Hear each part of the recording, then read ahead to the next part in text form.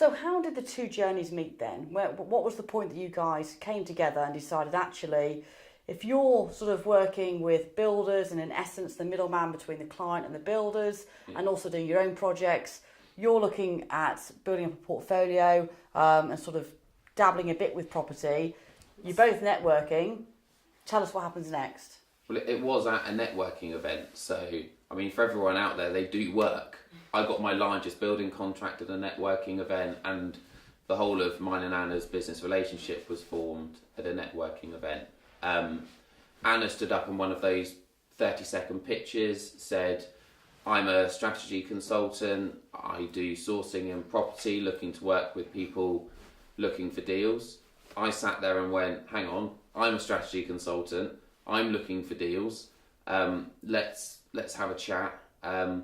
Got on really well, and that was kind of, 12 months before we actually set up Landmark, and then we always stayed in contact. I was doing my thing, you were doing your thing, but as I started to make the decision to come out of the project management game, Anna was then looking at going, well, actually, I'd quite like to start to move my way out of work and go into property full time. We both knew we wanted to run this larger development and investment company because it's what suited our personal traits, and we both had the same end goal. And then the perfect storm of the fact that Anna was great at sourcing and finding deals, and I knew I had experience in managing the development, meant if you brought those two things together, you had the makings or the startings of what could be something quite good.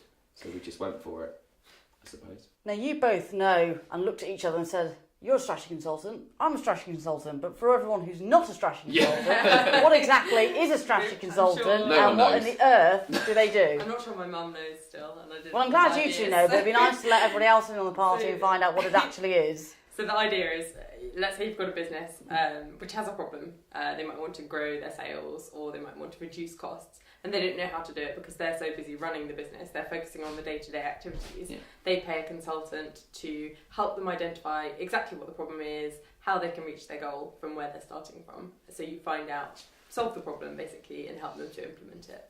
Yeah, and there's a lot of parallels between what we did as strategy consultants and what we do now. So effectively, I used to say, if someone said, what was a strategy consultant? I said, I'm a professional problem solver. That's what you go in, and it can be any problem in any industry, and you're expected to adapt. We've just kind of taken what we learned in strategy consulting that was then very project specific to property as our industry, and said, okay, we're very good at problem solving. Let's solve problems in property, treat it as we would any strategy project that we did in the city, and work out how to make some money from it. And where does the land economy bit come in? Well, I suppose that got me interested in understanding what was driving forces in the property market. So let's say, like right now, we're in a really kind of impressively growing regeneration area just on the outskirts of Croydon. And when I started investing in Croydon, and then we started doing quite a lot here, one of the key driving factors around that was looking at the fundamentals. So I would say land economy kind of comes in because it makes you look at what the fundamentals are driving that market. So it's affordability, it's how many houses there are versus how many people are looking for them, people who are attracted to the area because the transport's improved, because there's a Westfield centre coming, because there's jobs more than there were, there's job growth. So all those fundamentals and how that affects the market. We try to apply that throughout every investment. So the location has to have a business case.